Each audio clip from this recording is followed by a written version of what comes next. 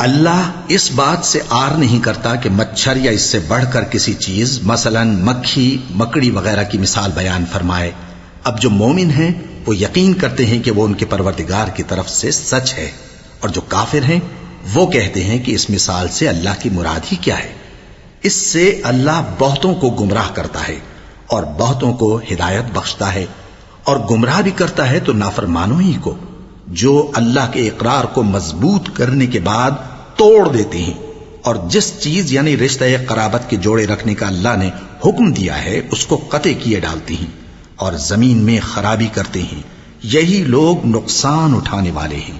کافرو، تم اللہ سے کیوں کر منکر ہو سکتے ہو؟ جس حال میں کہ تم بے جان تھے تو اس نے تم کو جان بخشی، پھر وہی تم کو مارتا ہے، پھر وہی تم کو زندہ کرے گا، پھر تم اسی کی طرف لوٹائے جاؤ گے۔ وہی تو ہے جس نے سب چیزیں جو زمین میں ہیں تمہارے لیے پیدا کی، پھر آسمانوں کی طرف متوجہ ہوا تو ان کو ٹھیک ٹھیک 7 آسمان بنا دیا، اور وہ ہر چیز سے خبردار ہے۔ اور وہ وقت یاد کرنے کے قابل ہے جب تمہارے پروردگار نے فرشتوں سے فرمایا کہ میں زمین میں اپنا نائب بنانے والا ہوں۔ انہوں نے کہا، کیا تو اس میں ایسے شخص کو نائب بنانا چاہتا ہے جو خرابیاں کرے اور کچھ تو خون کرتا پھرے؟ اور ہم تیری تعریف کے ساتھ تسبیح و تقدیس کرتے رہتے ہیں۔ فرمایا، میں وہ باتیں جانتا ہوں جو تم نہیں جانتے۔ اور اس نے آدم کو سب چیزوں کے نام سکھائے، پھر ان کو فرشتوں کے سامنے کیا اور فرمایا کہ اگر سچے ہو تو مجھے ان کے نام بتاؤ۔ انہوں نے کہا، تو پاک ہے، جتنا علم تو نے ہمیں بخشا ہے اس کے سوا ہمیں کچھ معلوم نہیں، بے شک تو دانا ہے، حکمت والا ہے۔ تب اللہ نے آدم کو حکم دیا کہ آدم، تم ان کو ان چیزوں کے نام بتاؤ۔ سو جب انہوں نے ان کو ان کے نام بتائے تو فرشتوں سے فرمایا، کیا میں نے تم سے نہیں کہا تھا کہ میں آسمانوں اور زمین کی سب پوشیدہ باتیں جانتا ہوں، اور جو تم ظاہر کرتے ہو اور جو پوشیدہ کرتے ہو سب مجھ کو معلوم ہے۔ اور جب ہم نے فرشتوں کو حکم دیا کہ آدم کے آگے سجدہ کرو تو وہ سب سجدے میں گر پڑے مگر شیطان نے انکار کیا اور غرور میں آ کر کافر بن گیا۔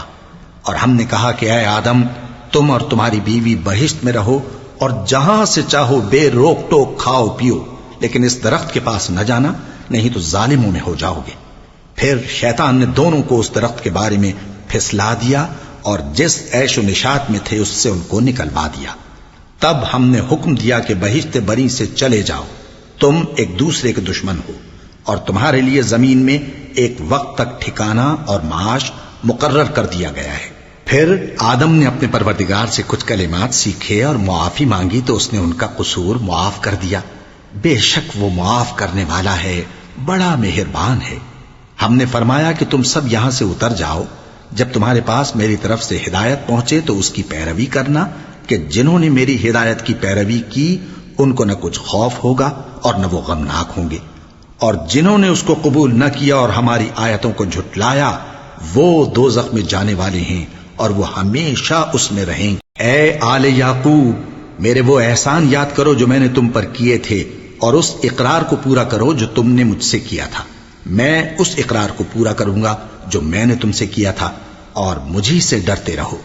اور جو کتاب میں نے اپنے رسول محمد صلی اللہ علیہ وآلہ وسلم پر نازل کی ہے، جو تمہاری کتاب یعنی تورات کو سچا کہتی ہے، اس پر ایمان لاؤ اور اس سے منکر اول نہ بنو، اور میری آیتوں میں تحریف کر کے ان کے بدلے تھوڑی سی قیمت یعنی دنیاوی منفعت نہ حاصل کرو، اور مجھی سے خوف رکھو، اور حق کو باطل کے ساتھ نہ ملاؤ، اور سچی بات کو جان بوجھ کر نہ چھپاؤ، اور نماز پڑھا کرو اور زکوٰۃ دیا کرو، اور اللہ کے آگے جھکنے والوں کے ساتھ جھکا کرو۔ یہ کیا عقل کی بات ہے کہ تم لوگوں کو نیکی کرنے کو کہتے ہو اور اپنے تئیں فراموش کیے دیتے ہو، حالانکہ تم اللہ کی کتاب بھی پڑھتے ہو؟ کیا تم سمجھتے نہیں؟ اور رنج و تکلیف میں صبر اور نماز سے مدد لیا کرو، اور بے شک نماز گراں ہے مگر ان لوگوں پر گراں نہیں جو عجز کرنے والے ہیں، جو یقین کیے ہوئے ہیں کہ وہ اپنے پروردگار سے ملنے والے ہیں اور اس کی طرف لوٹ کر جانے والے ہیں۔ اے